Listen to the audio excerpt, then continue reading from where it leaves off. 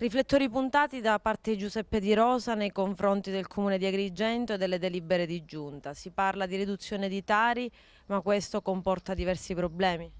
Ma io immediatamente dopo, cioè il 30 aprile, hanno approvato una riduzione, dicevano, della Tari e invece avevo subito detto che avevano azzerato alcuni servizi.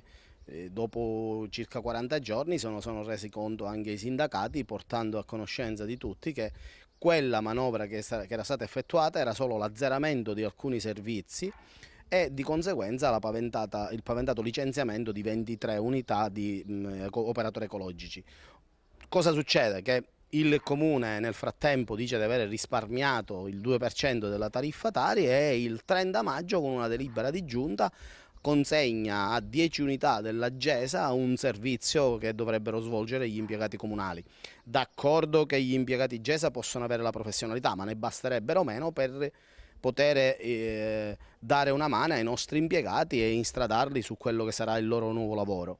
Assolutamente, non è questo il modo di agire, sono soldi della cittadinanza, sono soldi che non vanno sperperati e noi con Salvini, assieme all'ex consigliere e assessore Michele Mallia stiamo attenti, stiamo attenzionando tutte le delibere perché così non va amministrata questa città. Deve esserci un cambio di rotta, deve esserci una nuova amministrazione che porti al risanamento dei conti. Non è un risanamento dei conti quello che si sta facendo perché questa amministrazione ha speso più di 1 milione di euro in più di quello che aveva speso quella precedente, tra il teatro, tra la Sagra del Mandorlo e adesso anche sulla Tari.